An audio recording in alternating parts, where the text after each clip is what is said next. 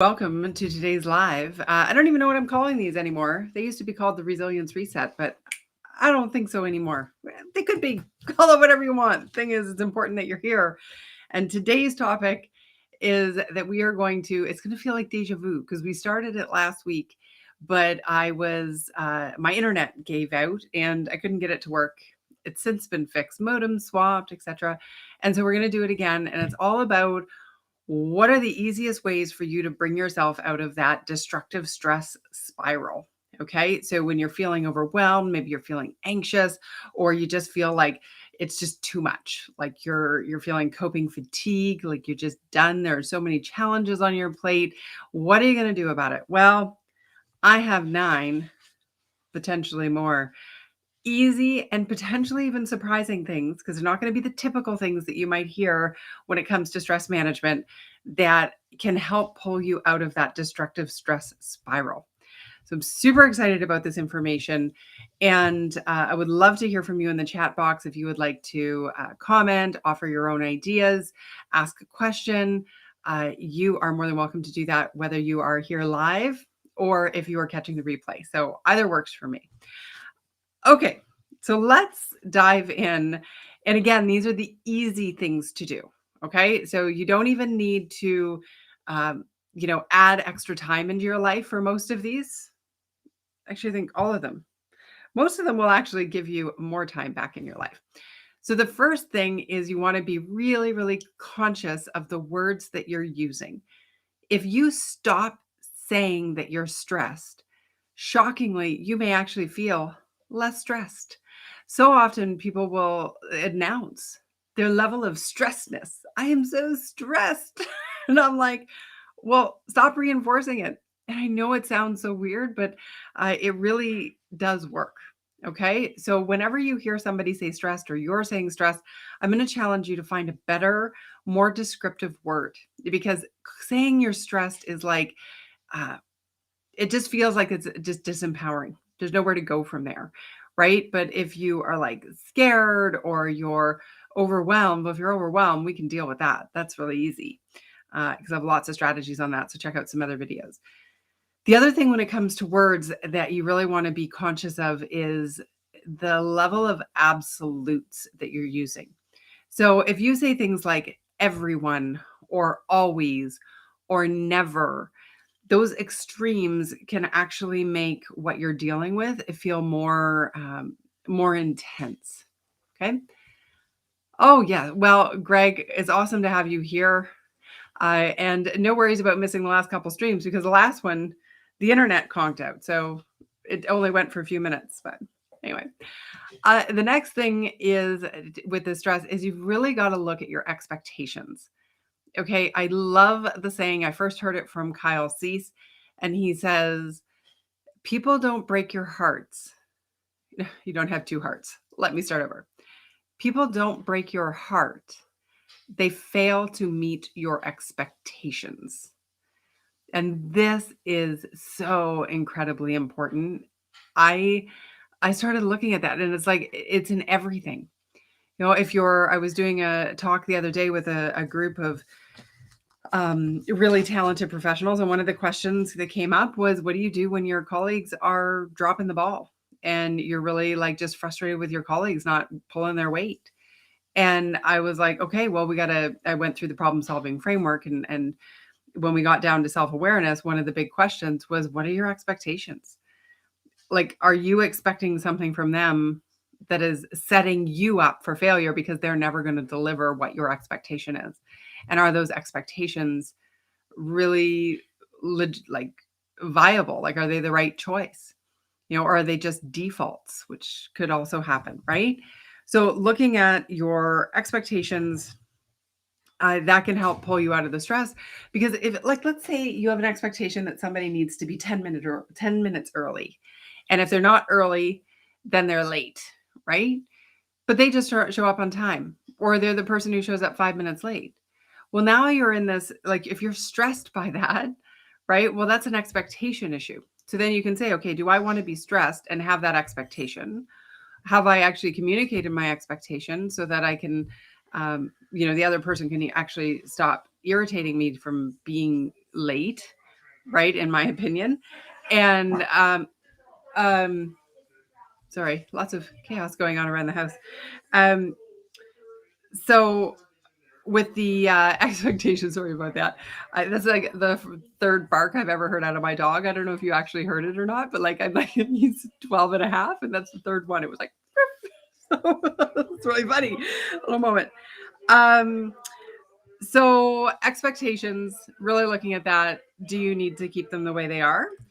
Um, and then I don't know if you guys are going to hear this. This is the loudest conversation happening at my front door I've ever heard in my life. You are a delivery guy. Sorry. Expectations, right? Is that, am I going to let that cause me stress? No, but I am definitely noticing it and thinking that it could be done a little bit better, but that's an expectation. See, not going to let it have stress. Okay. So third thing is flexibility. I'm somebody who loves to map out my day. In actual fact, if I map out my day, my productivity is going to go through the roof compared to the days when I don't. But here's the risk of doing that is when you map it out, if you are like, that's how my day needs to go, or the day is a failure, then we've got a problem because the map never is perfect. We can't predict the future. So even today, I had everything organized for a book delivery, had to, I had it going into the city and it was getting taken care of on my behalf, which was awesome. And then something happened and I realized that I forgot to sign one of the books. So I had like all of this done. So I actually ended up having to drive in and, fix the book order and all of that. And it totally threw off my day. But because I have the principle of flexibility baked into my expectations for the day, I was able to go, okay, how can I shift instead of spending the time being like irritated with myself because I'd made a mistake, right? And that I'd forgotten that. And then like, oh, now I got to take an extra hour out of my day that I don't have and putting all that in. If you just allow yourself that flexibility to go, okay, so those priorities that can switch, that's going to have to go there, that's going to have to flip. And you just like get into solution activation mode really quickly.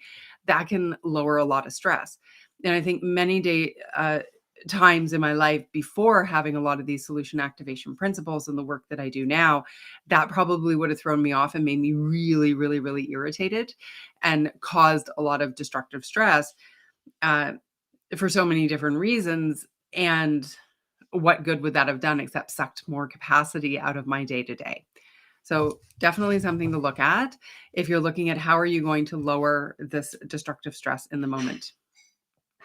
This also brings me to the next point, which is around how you schedule your time.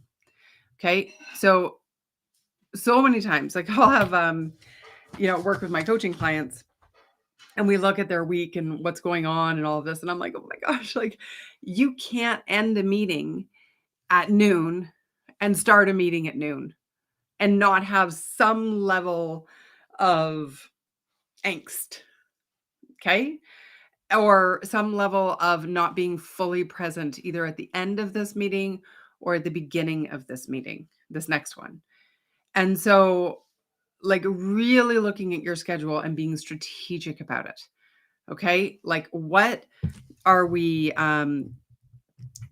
what are you trying to accomplish? What hat are you wearing where? How is it like if your schedule, because we have so much to do, like I get it. Like you put it in and you're like, okay, if I go here and I do this and I do this and I do this, and it's like, oh, perfectly there. But then we don't have the flexibility to allow that to shift. That can cause the problem. But maybe what you're trying to accomplish in a day is just not realistic. And then you're beating yourself up about the fact that what you're doing is, like you can't get it done. Well, no wonder you can't get it done because it was never possible in the first place. And so with that, really looking at how you're scheduling your day. See how I said, like, these are the stress management issues that you can do without adding time into your life. In actual fact, that one will probably save you a bit of time. So something you want to look at with your schedule is, can you make meetings that are an hour, 45 minutes? Can you make 45 minutes, 35 minutes or 30 minutes, right? Like even if you can get 10%, like close out meetings. Don't have it defaulting to an hour, right? Have it default to 20 minutes, have it default to 15-minute meetings, whatever you need to do, and then expand it from there. But I think that there's a lot of, we need the wiggle room between a meeting so that we can close out the one. And even if, like, I don't understand how people are having these meeting heavy days. Like, I get it. And if you've got a lot of clients and everything going on, but like, I just protect my time so much, right? But it's like, when do you actually get the work done? Like, I don't get it. Like, I don't even know when you make the note about the task that you need to do that came out of the meeting, if you're going from one meeting to the next meeting without any break in between. When you go get water, right? Like, when do you get up and stretch at your desk, which are all really great stress management techniques to be hydrated and move. And so we need to have those. All right. Number 5. Stop talking about your problems. Okay. Now, I covered this one in the last session, so you might want to look more there too. But there's, what we focus on, we get more of. And so if you're feeling really a lot of stress and everything going on in your life, and then maybe your work is really intense, and you come in, you come home or you leave your office and go to, start talking with your spouse, and they say, how was your day? And you go into this whole diatribe about how awful it is and how so-and-so let you down. And, they've dropped the ball and this guy's an idiot. And, just like you poured yourself a glass of wine, and now you're like in a state of, just buzziness, right? And you're like just talking about, oh my God, all you've done is wasted an hour of precious, beautiful time with your spouse. Like, that's not going to help you get out of the stress. And so when we're talking about our problems, and by the way, I'm a talk therapy person. So like, I have friends who I know, like, we talk about myself, and I got to stop it. Like, it's not a good thing. However, there is a difference between venting and problem solving. Okay. And being stuck talking about a problem. Okay. So let me unpack this. If you're venting and problem solving and like talk therapy, like I like to do, right? There needs to be a progression, meaning at the end, it's either going to diffuse the situation or it's going to help you see it more clearly. That's really healthy communication when you're frustrated about something that is happening.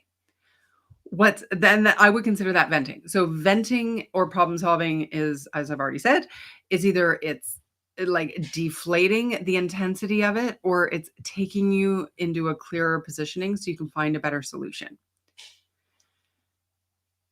Being stuck, there's no progression. You're just, right? It's just, I'm just angry, and you stay angry. There's no like insight that's coming out of it. You're just going and looping and looping and looping the same content over and over and over again. And so what we want to do is we want to move into that venting and problem solving communication style versus the being stuck and on repeat. And you'll know if you're on repeat if you're having the exact same conversation 3 weeks from now or 3 days from now and not finding any different elements in it. Okay. So, but it's something that can reinforce your stress levels if you are so focused on and perseverating on the various issues that are causing you stress. We're just moving right along here with all of these tips. Feel free to hop in the chat box if you have some other ones. Again, for those of you just joining us, this is about the easiest ways to shift your stress response. Okay, the things that can buy you back time instead of costing you more time.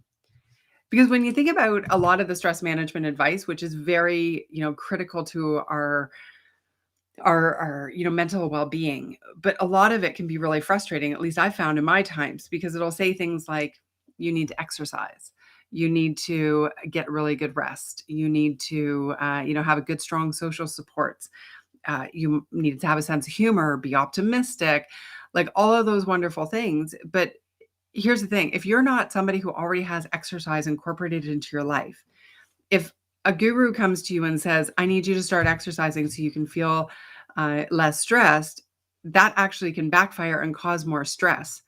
It can actually cause more sense of guilt and shame and frustration because you're not doing it, because your schedule is so overloaded that you don't even know where you'd end up putting it into your day. Now, if you're someone who I have now become, who automatically wants to put exercise into your day, that's a different story, right? It doesn't cause you stress, it causes you joy. And it can be a really, really great tool, but it takes some time to get there. And I want to give you solutions that you can do like today, right? Like your next meeting that starts at 4 o'clock Eastern, I want you to call up the person because it's set for an hour. And I want you to start the call and say, do you think we need the full hour today or could we aim for 45 minutes? Right? I want you to be able to do this like right away.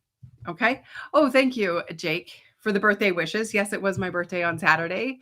And it was a COVID low-key lockdown birthday. There was no big restaurant party or anything for me. I was just home. Yeah, but I think we're out of lockdown today. Yay! What am I doing? I'm here. So that's all right. Okay. The next thing is I want you to give yourself a jolt of Juju. Jolt of Juju. Okay, what do I mean by this? Well, you got to change up the routine. I think if, one of the reasons we get caught in the destructive stress vortex is because it's like we're just going through the motions of life and we don't have any like va-va-voom, right? Like any juju, like joy, right? And things that kind of wake up our soul, right? Like we just can get stuck. And then it's easy because once we're in a routine and we're in this rut, then if that rut includes destructive stress anywhere along the way, we just keep going down that same spiral, right? So I was going to say, can you drive to work a different way? Can you walk around your house backwards before you start your workday? I don't know, just anything. Can you jump up and down and do a new workout? Can you, I don't know, just something to shake it up? Because I think often boredom and routine and not having any like newness or growth can really, really hurt our mental health and wellness. And it can also cause a lot of unnecessary destructive stress. So what can you do? Like, and looking at your day, like, even if you were just map out what you did today, like looking back. So before you go to bed tonight, okay, I did all this kind of stuff and pick one thing that you could do differently. Or if you always exercise in the morning, what if you exercised in the middle of the afternoon instead? Like just options, right? Next, we want to look at your storylines. So and this feeds into the first tip around the words that you're using, but it's a different piece of the puzzle. So what are the storylines that you have? What could you like? Maybe you're making something really dramatic, or you're making expectations, putting your lens of interpretation on somebody else's future actions. Okay, so let me explain what I mean by this. Okay, because I have a client story, but I don't want to tell it. Because if I tell the story, you might know who it is, and I don't want that to happen. So, because it's always about confidentiality. So let me tell a story that can be vague enough that make sense. Yeah, no, because I'm stuck on that one story. Okay, what are the negative storylines that you're telling? So, for example, I'm going to get this job, or I've got to do this thing, and so and so is going to drop the ball again, or they're not going to be able to get this thing done in time, or whatever. And we're just putting out this negative storyline in the future that we don't actually know what the facts are yet because the thing hasn't happened yet. Now, I understand that certain people will continually disappoint us, perhaps, and therefore we may set ourselves up for expecting them to continually disappoint us. But the truth of the matter is that we don't need to rehearse for it, right? We maybe need contingency plans if it's happened a couple times, but we want to look at what are the storylines and how is it causing us unnecessary stress right now before something has happened. And, you know, with a lot of times over the years with my clients, I've always talked about their crystal ball, right? None of us have a crystal ball that's working. And if yours is functioning properly, please let me know. But I don't even care what the future has in store because it just robs you of this exact moment. And what are the facts that you can deal with today? That's what we want to be focusing on. Okay, we've got some comments over here. So let's read these. I was a champion of staying stuck, of interesting, of complaining of how much I had to do or what was wrong in my life. No more. It robs the ability to enjoy the moments of happiness in those moments. Happy birthday, my dear friend. Oh my gosh. You know what? Good for you, Kim. And not only this, I know that to be true, but I also know that you have changed your ways, and the amount of success that you are having right now in your work, in what you're doing, and is just incredible. And I suspect that that probably has something to do with it, right? What you focus on, you're going to get more of. Thanks for sharing that with us. It's very cool. Greg says, agree about getting stuck in a rut. Yes, I have started adding one non-negotiable item on my to-do list. Make someone's day. It can be small, but it sure puts a smile on my face. Isn't that great? And it's so, even Kim is agreeing with you too. She's saying, absolutely, this is fabulous. You know what? Like, if you can make somebody else smile, like it's just so fulfilling, right? Like, how can you be of service? And not to the detriment of your serving your own needs, right? But like you said, can just take a minute, right? It's looking somebody in the eye, or, you know, and just pausing while you actually ask the question, how are you? And giving them a sincere look in the eye, just that feeling of warmth, right? You know, buying somebody's coffee, or like whatever it is. It doesn't have to be monetarily driven. There's just so many ways that you can make somebody else's day better.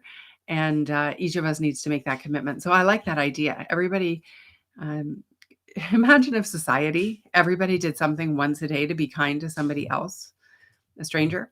When I do 75 hard phase 3, so I finished phase 1. So I've done, for those of you following along, I'm going to do it next week, the 75 hard lessons from phase 1. But I did the 75 days of the challenge, and then you start another 30 days, which I've now completed. And then I'll do another 30 days and then another 30. But on the last set of 30, which won't be till September for me, or October, you have to do that. You have to do something of kindness, a random act of kindness, I think, every day. So maybe I'll start that early. Just saying. Okay, so we talked about routines. We talked about getting that storyline. A lot of destructive stress can be caused through by focusing on things that are out of your control. And so you've probably heard the idea at some point, you need to focus on what is within your control and what's out of your control. And you want to know what the answer is. And, you know, most people would say, well, you know, you don't want to do anything with the stuff that's out of your control. It's out of your control. Just accept it and move on. And the truth is, I don't think that's human nature. I think that we are pre-wired to look at the things that are out of our control and be like really frustrated with those, right? And so I'm like self-awareness all over. So instead, like, you make that list so that you can say, okay, these are the things within my control, and therefore these are the steps that I am going to take. Here are the things outside of my control, and emotionally, what do I need to be able to accept those? Right? So that you can figure out, how do I process them? But also, if you want to have the awareness that if you're spending time circling around and focusing and perseverating on the things out of your control, you want to be aware you're doing it and then make it your choice, right? Like, it's okay if you want to say, you know, that's out of my control and I'm angry about it, and I'm going to, like, you know, stomp my feet and be angry about it for a while and really feel the feels around it.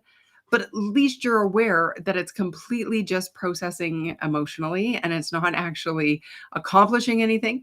Because one of the areas of stress that can be triggered from this is you spend all this emotional energy on these things that are outside of your control, and then you don't get anywhere, right? You're just sort of stuck in this loop of irritation and annoyance and going round and round and round and round. And then, but you somehow have an expectation that you were supposed to get somewhere with it. Like, at least if you know that it is something out of your control and you're taking your emotional and mental and physical energy and assigning value to it, then or allocating your limited resources to it, well, then you're in the know. And you don't have any expectations about it, which, as we've already discussed, the expectations can be a big part of what causes our destructive stress. Okay? So, getting through a lot of tips today. Normally I don't do this many tips, but I just felt inspired. The last thing is you want to know what's on your bliss list. Okay, I found this, my friend Kim Sargent taught me this years ago. And the idea of a bliss list is it's all the things that cause you joy and happiness. So if you do them, they will make you feel better. So it could be as simple as, like, one of the things on my bliss list is I love watching Winston, how he plays when we're walking down the sidewalk, and he's so like independent because he knows exactly where he's going straight. And there's no danger to him there, right? Like in terms of like cars or whatever, it's the sidewalk, it's the boulevard, all the way down the village. So, like for me, if I ever need a moment to like bring myself back and reset, I will just like watch his little, like, in my mind, right? His little body just boop, boop, boop, boop, boop, like, and he's trying to be far enough away from me because like that's his independence, but yet he'll like then stop to be sure I'm still coming. Like, it's really sweet. And so that's something on my bliss list. So if you're like caught in the weeds, you want to have like a little moment of joy that you can pull into your consciousness that can give you just that little surge of happiness. And the thing is, though, is that when you're in that destructive stress vortex, it's hard to remember what those are. So if that's not a habit for you, I'm going to encourage you, when you're in a really good state, to just start listing those things out. What can they be? Now, on your bliss list might also be bigger things like taking a walk, or going out and doing a workout, or seeing a friend, maybe watching your favorite show, uh, reading a book, having a hot bath, like whatever it is. But I'm trying, and specifically in this video, to give you the strategies that you can implement in a second, whereas some of those ideas might take an hour or a half an hour or just be a little bit more complex.